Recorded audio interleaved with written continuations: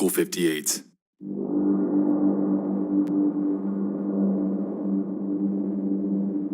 The brainchild of a man by the name of Chris Straub. Back in August of 2018, I uploaded a video titled, "What is Local 58?" Back at that point in time, there were just 5 videos in the series catalog, and I attempted, to the best of my ability, to deduce and construct both a logical timeline and a set of theories that could have explained what this anthology was trying to convey.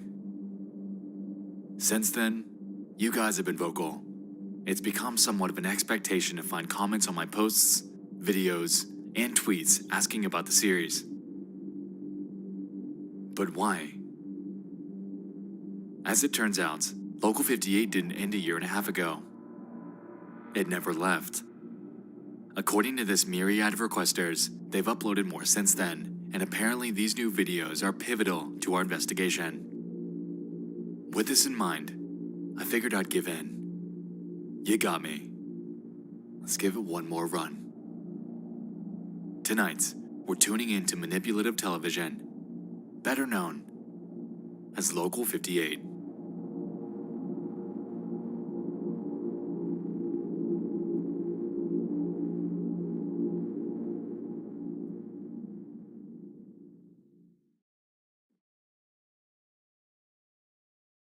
Boo.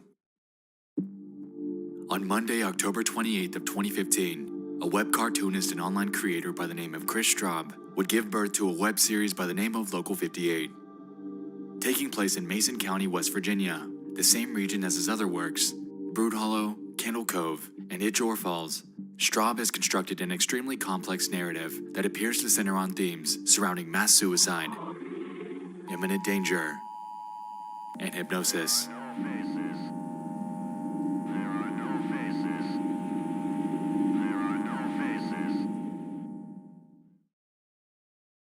The series' original home was at a now-defunct website by the name of local58.info, where curious onlookers would encounter nothing but a simple black screen with the most recent upload front and center.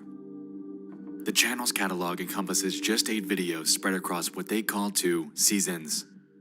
In the mix, we have Contingency, You're on the Fastest Available Routes, Weather Service, Show for Children, Real Sleep, Skywatching, and 2 channel trailers, A Look Back and Station ID. For brevity's sake, we won't dive much into the last 2, as they don't seem to carry much weight in regards to making headway into this investigation. But rather, we'll hone in on the big 6, the main ones that carry the real brunt of what this cryptic broadcast station has to offer. Let's take it back. From the top, Local 58.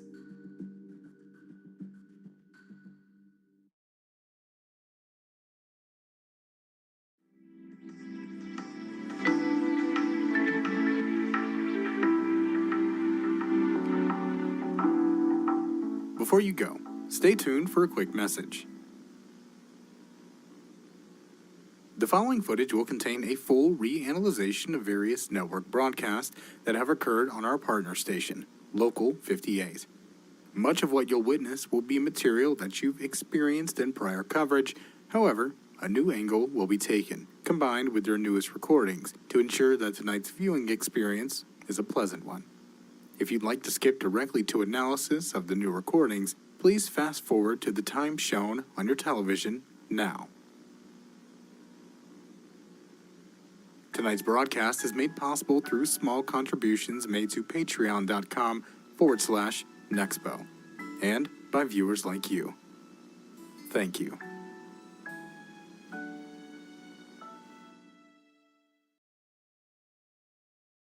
Now look, last year I made a video similar to this that got over 2.5 million views, where I said a hidden asset is gonna explode on December 15th. And guess what? It did. It went up by over 1,400%, and people who listened got gains like this. Ali over here turned $2,500 to over $280,000 cash. Now I'm here to tell you there's another event happening on April 27th that's gonna cause a tsunami-sized wave of low-risk opportunity for the ordinary man to turn $1 into $121 in a short period of time. And I made a free video report for you to watch exactly.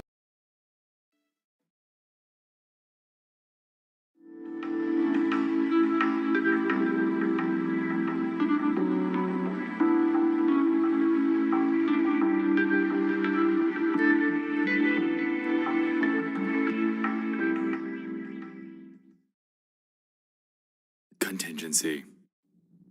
By far one of the most popular and also most disturbing episodes in the Local 58 catalog, and for good reason. The reason it's up first on our list is due to the fact that, in comparison with each of the other episodes, this one appears to contain the most archaic video distortions. The rough broadcast time period that I deduced from my previous coverage was somewhere in the range of the late 1960s to the early 1970s, which we'll get into in more detail shortly. The video opens up ordinarily, taking place at around 3 a.m., Local 58's wrapping up their broadcast day as normal. But then, things would quickly turn dour. Right after their conclusion message, we're met with a title card. A contingency message reel displayed by the United States Department for the Preservation of American Dignity. This is to be used in the event of a United States complete surrender to insurmountable enemy forces. Public broadcast only upon confirmed condition. That doesn't sound good, especially if it's shown this late on public access television. Personally, if I were up this late, I'd drop everything I'm doing and tune in. The next frame then displays the following. Contingency message will now begin. Please comply with the following instructions. God bless America. And then we're shown this.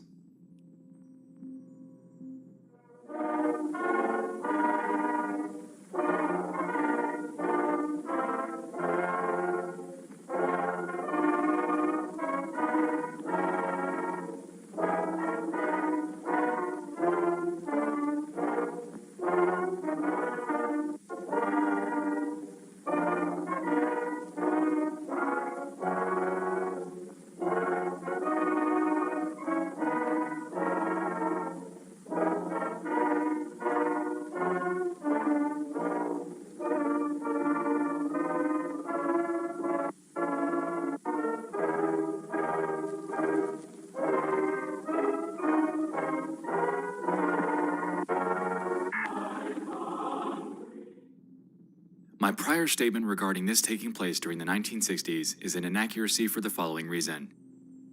As we can see, the signature of U.S. President Lyndon B. Johnson appears at the end of the message.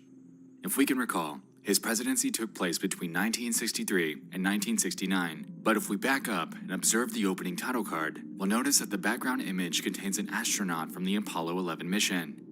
Doing further research on that photo itself reveals that it was taken on August 1st of 1971, effectively cementing the fact that my initial time frame was entirely incorrect. Anyway, after this message, various screens showing flowers, skylines, and American flags are shown, with the following text overlaid onto them. Act immediately. Honor liberty by taking the final and greatest liberty of all. It's a privilege to be called to action. You take America with you. Each will be remembered. Use the method most available to you at this time. Your courage will inspire others. There is nothing to fear. The time has come. Access to a loaded firearm is ideal. Place muzzle upward to roof of mouth. Thank you. Join your neighbors, your family, your God. As a citizen, you must act now. Local law enforcement has been ordered to ensure your compliance. It's against the law to delay. This message will repeat until there are none to read it. If there is time, victory position. Remember the 3 F's. Front lawn, face up, feet together. Infants and pets, the smallest patriots. As we've gathered by this point, they're asking each and every American citizen to kill themselves and their children with a firearm. Some unfathomable power has threatened the U.S. so badly that fighting back isn't even an option. They're helpless, but the government's so wrapped up in getting a leg up on whatever this imminent danger is that they're preemptively telling everyone to kill themselves to avoid total humiliation. Remember, even in defeat, we claim victory. And nothing's more manipulative than that. To close off the episode, we then see the following.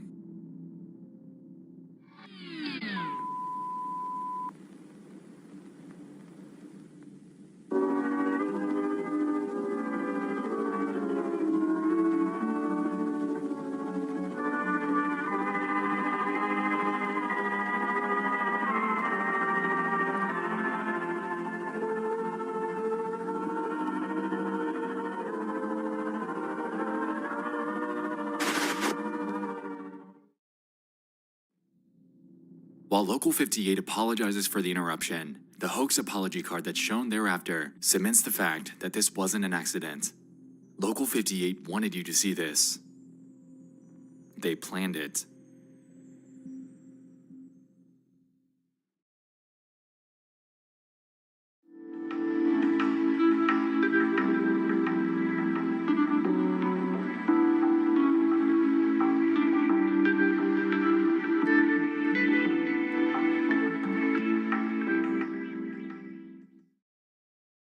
Show for children.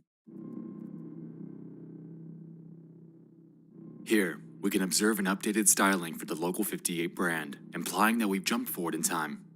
I missed this in my prior coverage, but this segment contains VHS distortions at the beginning, implying that this took place sometime after 1976. Interestingly, the actual broadcast that we're about to get into jumps from this to a very early cartoon with film grain, leading me to believe that whatever they're going to show us is a pre-planned recording of something from the past. Tonight's lineup is of 4 shows. Show for Children at 4:15 a.m., Community Roundtable at 5, Focus on Culture at 5:20, and Morning Local News at 6:05. Interestingly, Show for Children is playing at an extremely unorthodox hour, where, unless you were up all night watching Adult Swim, an extremely small niche of children would be awake. So who is the intended audience? The next frame shows a transition card with a creepy clown head from a carnival, and following this, we finally get to the show. A grave mistake, featuring a cheerful little character known as Kadav. Now, a quick side note.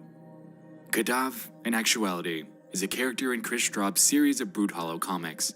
They're actually pretty good if you ever decide to check them out, but that's another story for another time. The point I'm making here is this effectively solidifies the point that Local 58 contains some level of crossover with his other works. The actual extent of these crossovers remains to be seen, but definitely keep this in mind. So, when the show actually begins, we're able to observe Kadav walking through a graveyard, with the moon eerily smiling down at him.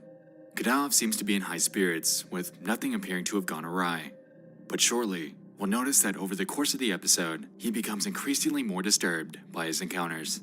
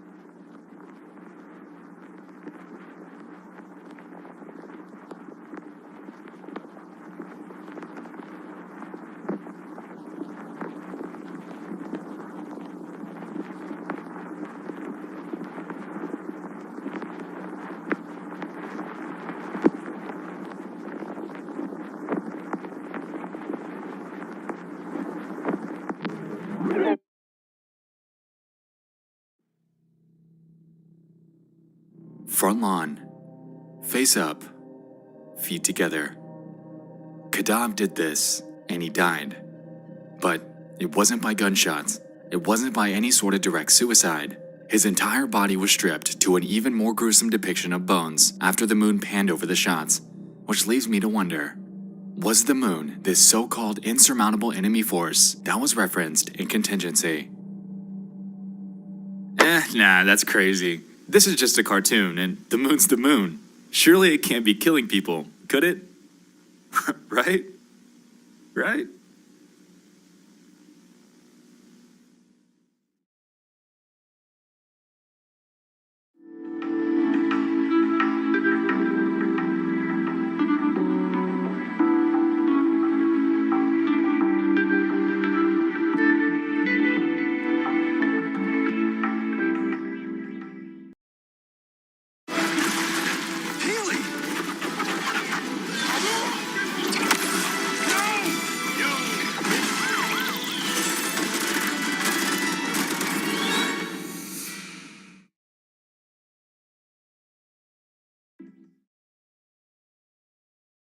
Real Sleep, 1983.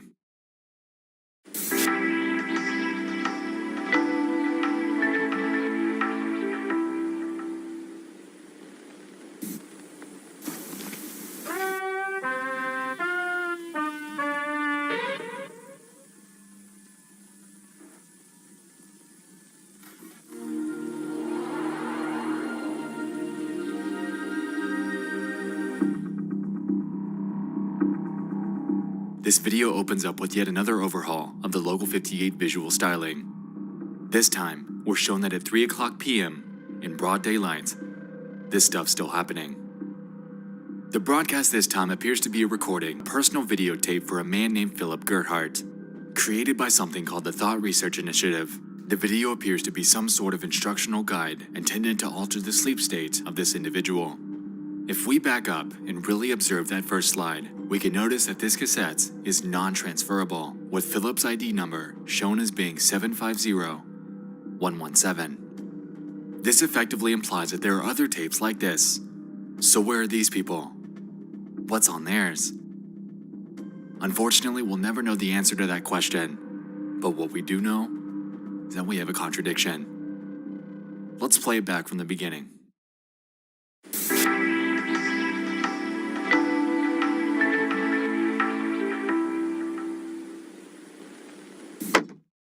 See that? This isn't a broadcast.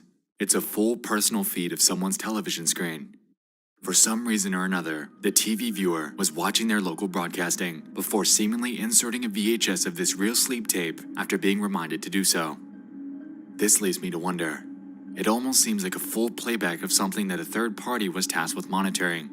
That would be one of the only ways to explain why this episode plays out like a real-time reaction to a reminder prompt, displaying the VHS status and all. With that in mind, let's press on and see what we have to work with. The Real Sleep tape is divided into 3 main sections. The first involves a fact versus fiction questionnaire about various sleep-related topics.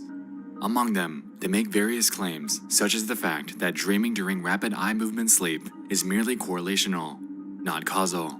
Dreaming is not necessary for regular sleep function, and that 8 hours of sleep is beneficial for both the mind and body. However, these benefits are burdened by frantic nonsensical images and auditory hallucinations we call dreaming. Dreaming is the vestige of a primitive mind. I'm not sure about you, but if you ask me, this is yet another contradiction. In this video, the TRI states that dreaming is correlational to REM sleep, not causal, but constantly goes forth to denounce the necessity of dreaming. So which is it?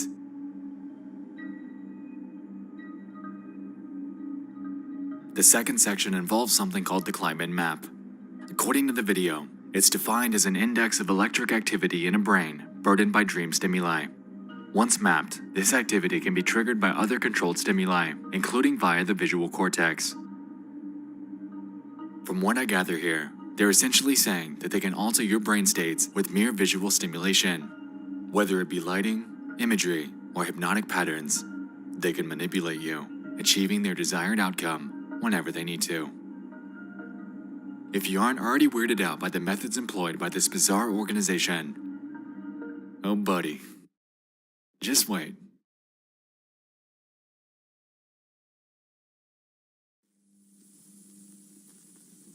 Section 3. Inducing your anti-dream. Close your workbooks and watch the screen.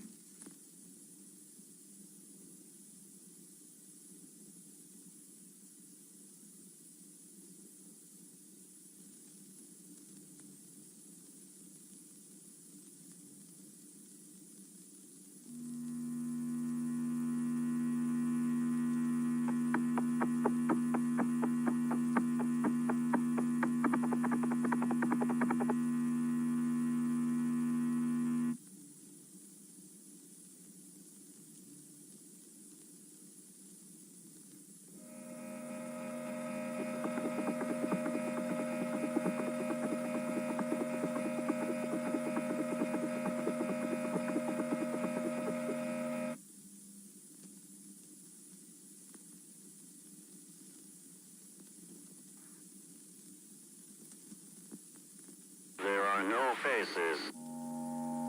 There are no faces. There are no faces. There are no faces. There are no faces. There are no faces. There are no faces. There are no faces.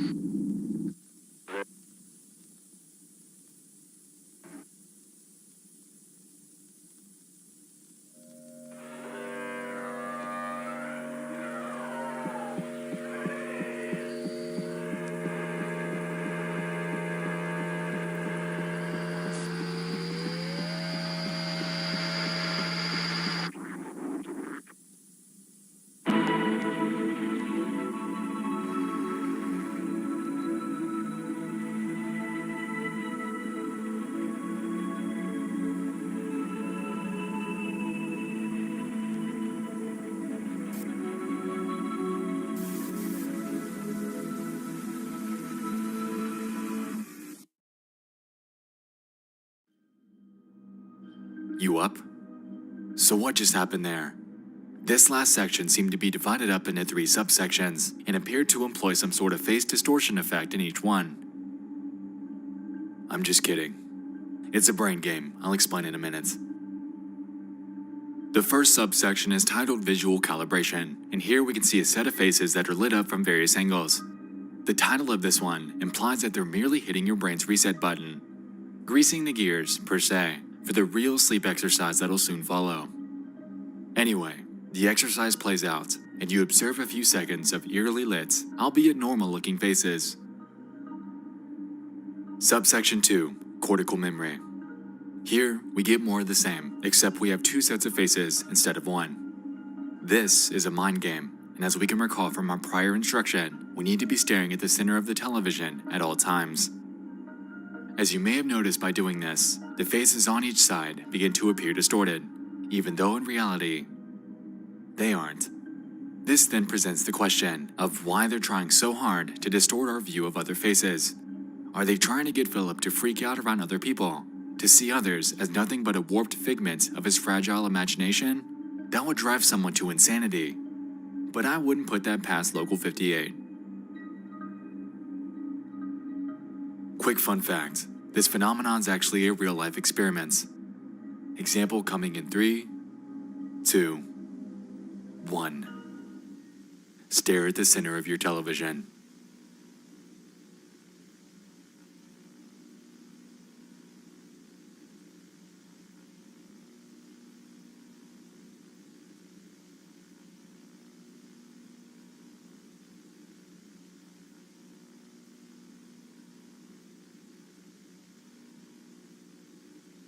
Creepy, isn't it?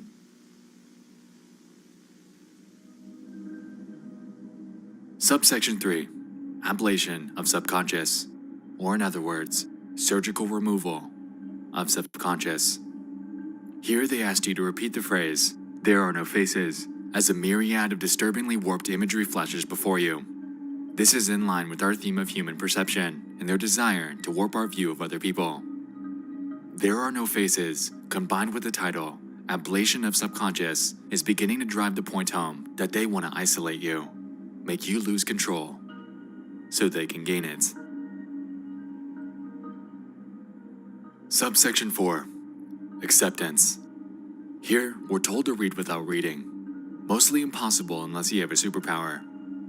Don't worry though, I read them for you, and I picked out a few of the good ones. Only the awake may think. I dream the world awake. Sleep is pretend. I will never dream again. Stay out of your bedroom. When we sleep, we die. Dreaming is a cancer on the face of sleep. We are not meant to dream. So going by what this cassette is telling us, they don't want us to dream, but they don't want us to sleep either.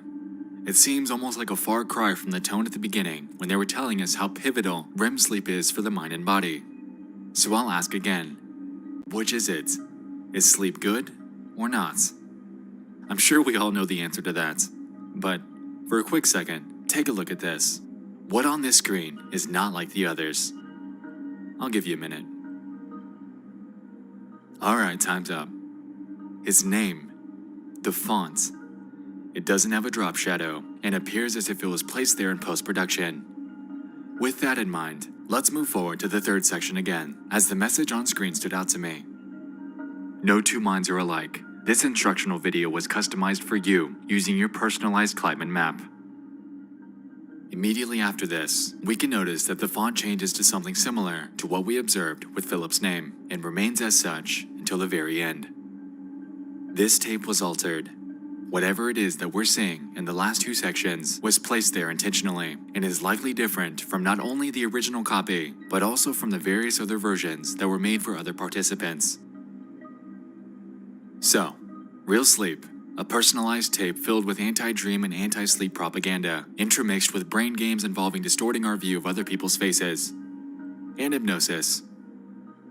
Got it.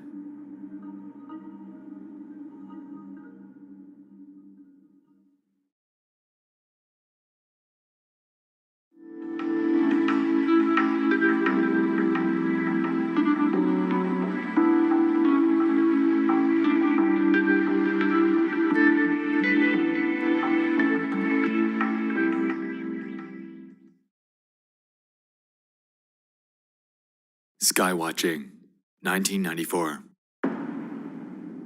Here, Local 58's rebranded once more and has a lineup of just 3 shows. Skywatching, City Council Meeting, and paid programming. Afterwards, we're able to notice the Skywatching show attempt to begin before it's hijacked by someone's personal recording with the same name.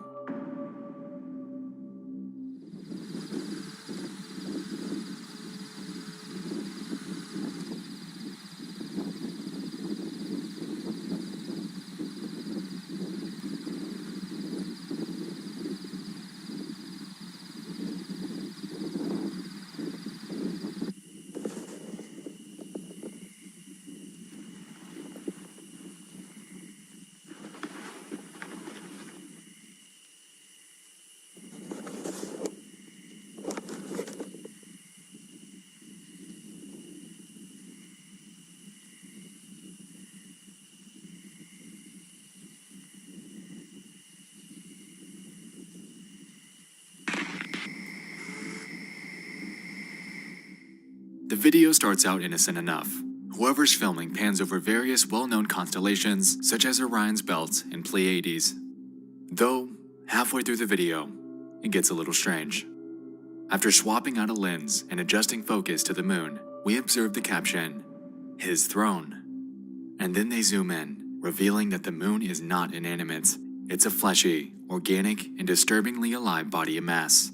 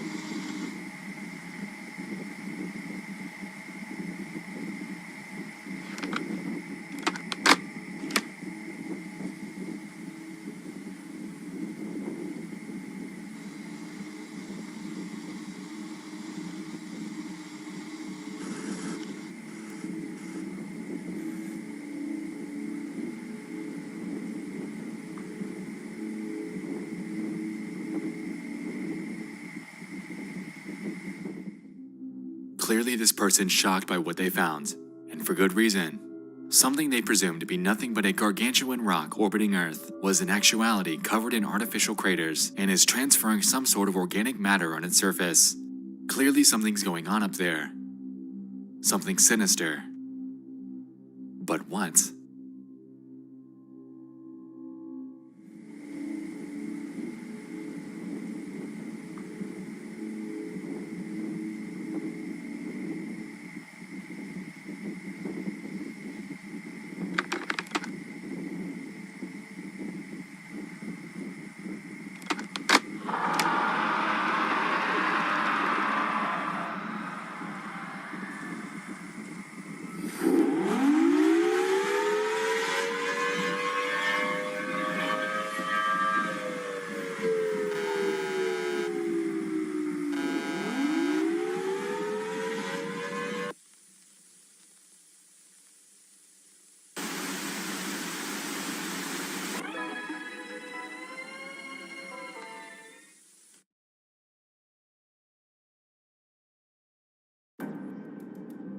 So the moon is hypnotizing people. This could have been useful last time I covered this. Once we get that in-focus shot of the moon when it reappears, we can finally see the full picture. Some sort of dark matter's consuming it from the bottom to the top. This is not a natural moon crescent. Something's overtaken it and is either utilizing its proximity to Earth to brainwash people, or the moon's been this way this entire time. Just up until now, we never knew it. Then again, this sort of thing was referenced back in Show for Children. Why, around 25 years later, are people still accidentally discovering this?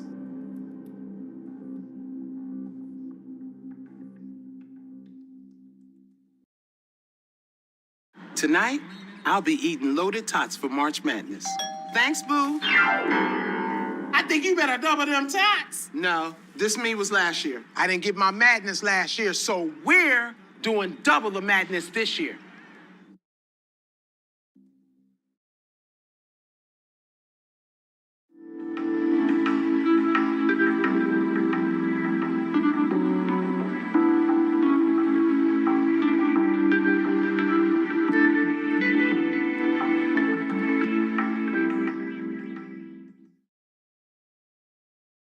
On the back of what we learned in Real Sleep, Weather Service is a broadcast that we'll soon be able to formulate some ties to. Here, Local 58's once again showing their channel lineup before a sudden emergency broadcast takes place. Before we get to that though, you might notice that their lineup visual styling matches that of which we saw back in Real Sleep. This further supports the idea that the VHS that was played back in that one was in fact a recording over the Local 58 channel and not a live broadcast. Anyway, Weather Service, emergency broadcast. Let's see what happens.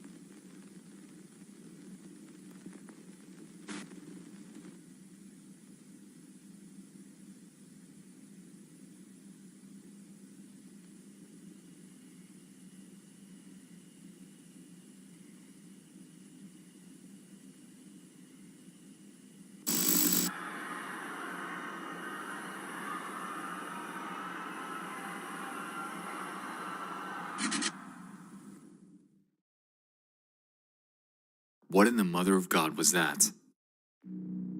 We just had a weather alert. Nothing big that appeared to be hijacked by some third party.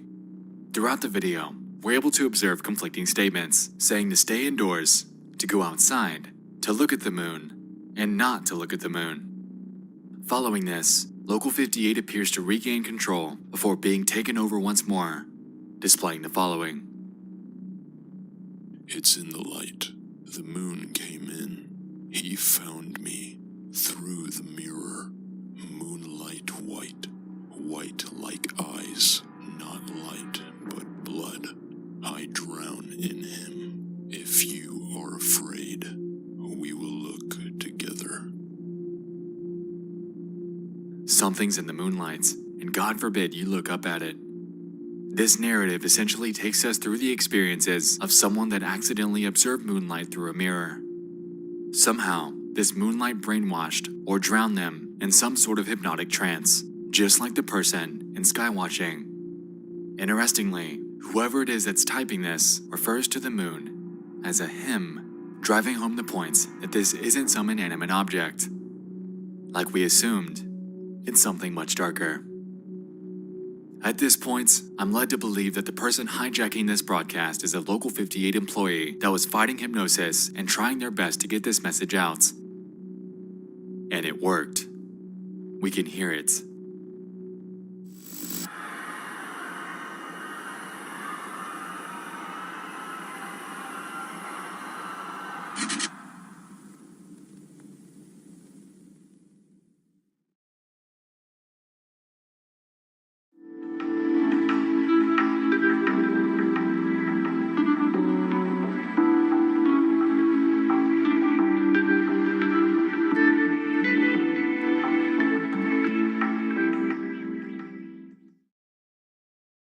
New broadcast, same styling, 2014.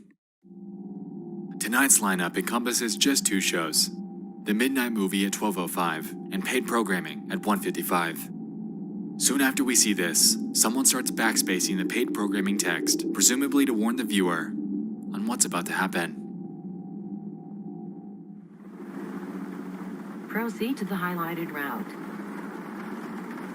Continue on Holbrook Park Drive, then in 500 feet turn right onto North 38th Street. You will arrive at your destination in 2 hours and 28 minutes.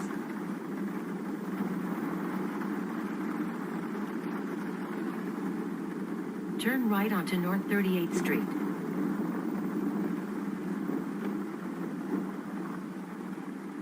In a quarter mile, turn left onto Merritt Parkway.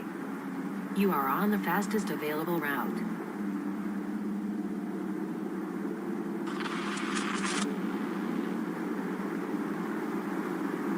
Turn left onto Merritt Parkway, then take the on-ramp to Highway 114 North.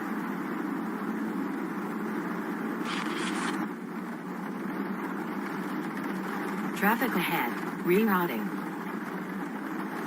In 10 miles, take exit 17, then turn right onto Quarry Utility Road South. You are on the fastest route. Over the course of the next few hours, we'll cut to various parts of this person's drive. As it turns out, they were doing this for the better part of the night, all guided by some sort of GPS. Oddly, this navigation system doesn't take this person to any sort of legitimate destination. Instead, it takes them to the ass-crack middle of nowhere in some dark wooded area. I'm not entirely sure that this would be a spot that you could specifically route to, but hey, the GPS is always right, isn't it?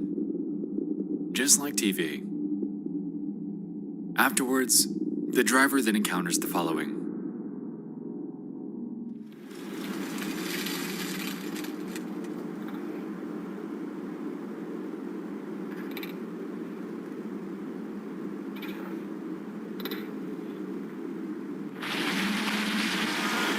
Rerouting. Make a U-turn. Your destination is behind you. Rerouting. In 500 feet. Your destination will be on in 300 feet. Your destination in 250 feet. Rerouting. Your destination will be in 50 feet. You will arrive at your destination.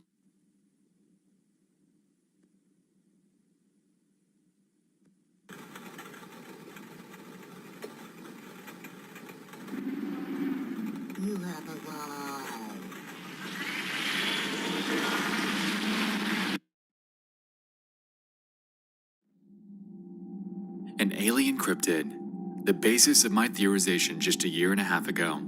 My incorrect theorization, because back then we didn't have real sleep or sky watching. This person's been up all night driving for seemingly no good reason and appears to be indirectly following the simple instruction outlined by the Real Sleep VHS to stay awake because dreaming is the vestige of a primitive mind. It's safe to say that the creature that we're seeing before us is a product of this person's warped mind, a result of the hours of so-called sleep experiments that they've had to endure. They're losing grip on reality and blindly obeying the various forms of interactive media at their disposal. The TV, the Real Sleep tape, and the navigation system. But what about Local 58? Why are they involved in such a complex and seemingly sinister operation that's disintegrating people's sanity?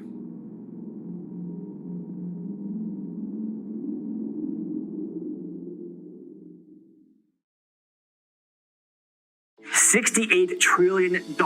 That is how much money is up for grabs in the next 12 months. Hey, I'm Brian Fouts, CEO of the Elevation Group, the biggest online investment club in the world, and I want to give you my brand new audiobook, The Bank of You, completely.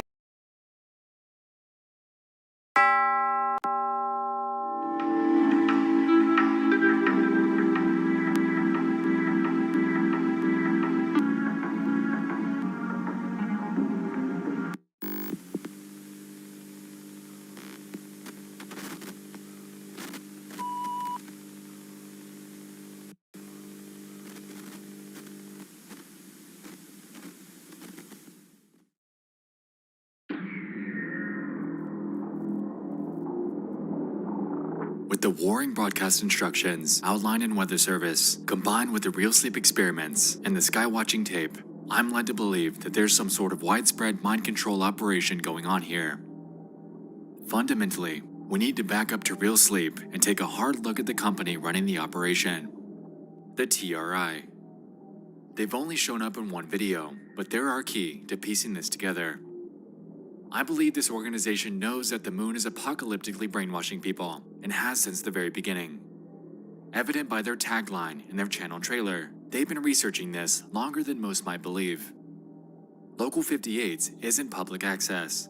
It's run by the TRI.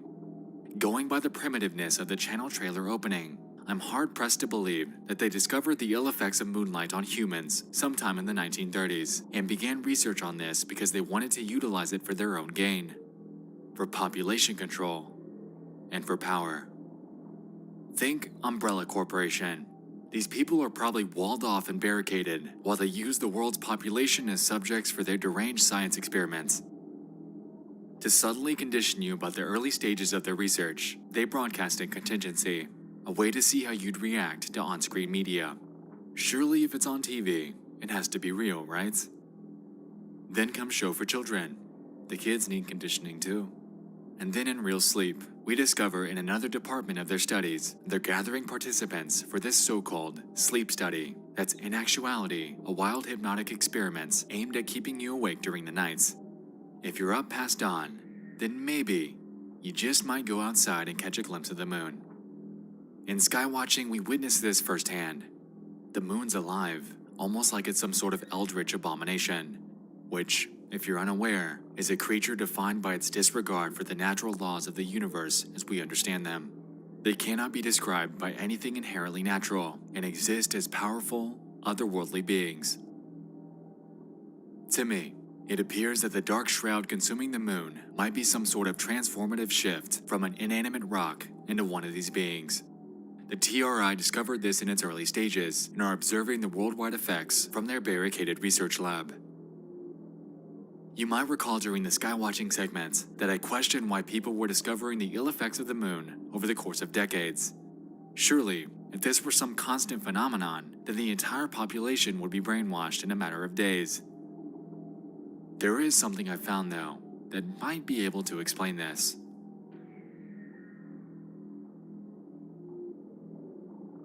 I'm sure most of you have heard of Tempest Films. No? Channel 7? Analog Archives? Anyway, the creator's name is Aiden Chick, and he submitted a post on May 14th of 2019 in the Local 58 subreddit outlining a theory that holds some considerable weight. It reads the following. The story of Local 58 has been right in front of us the whole time.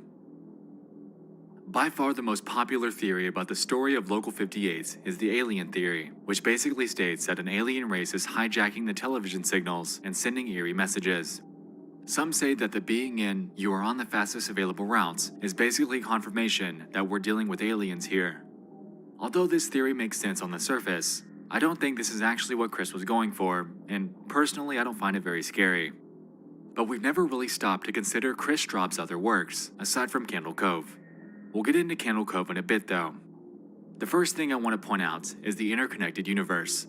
The major works we'll be discussing are Itchor Falls, Brood Hollow, and Candle Cove, all of which take place in Mason County, West Virginia. And that's right, Local 58 takes place there as well. So what can we pull out of this? Well, it means that Local 58 is another story in the Mason County tales, and a lot of the events in this series are pulled from others. Take Itchor Falls, for example, a town that's been abandoned for years after a chemical accident. When real estate companies try to repopulate the place, they're met with fearsome creatures that look incredibly similar to the creature from "You're on the fastest available route." In addition, the event in which they appear in is referred to the Blood Harvest, which very well may be the same event mentioned in Weather Service. And what about real sleep? Well, in the Candle Cove book, there's a story about an ancient creature that can enter people's dreams. All things considered, the moon's probably the latest addition to Chris Straub's ever-growing collection. With this in mind, I fully believe it. Local 58 seems to exist in an interconnected universe, and this has been right under our nose this entire time. The reason the entire world isn't brainwashed is likely because this phenomenon happens during the aforementioned Blood Harvest, which could either be an annual event or something that occurs on extremely rare occasion. I liken it to something similar to a full moon on a Friday the 13th. As we can see in the attached image, people that are brainwashed become transformed into ravaged monsters that they've named Savagers. Going offhand here, and I could be wrong, but this image could be taking place during a time frame that postdates the events playing out during the Local 58 era.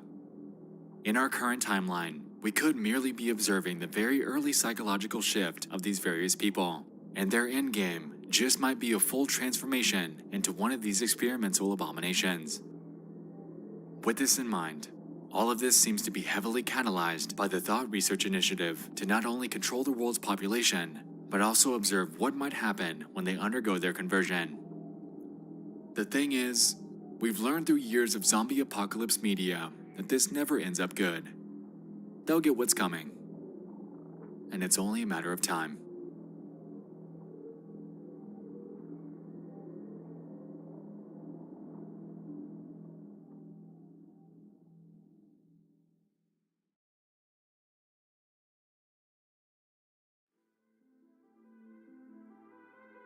What merely started as an unrelated set of incoherent videos centering on a local public broadcast station has bloomed into a disturbing and interconnected foundation of lore, incorporating themes centered on hypnosis, disturbing broadcast hijackings, and subliminal manipulation. Whether or not the moon is actually some sort of eldritch abomination, or if this is actually all part of some extended universe, I'm certain on my conjecture that the Thought Research Initiative are the ones behind Local 58. The station isn't independently run, and never has been. It's manipulative television run by an organization that's set out to control you.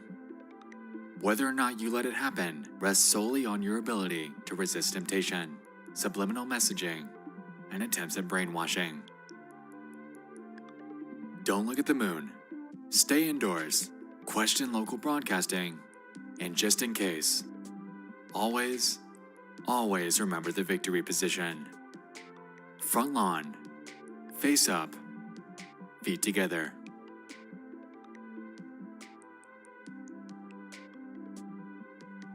Thanks so much for tuning in. I'll see you in the next one. I love you all. And good night.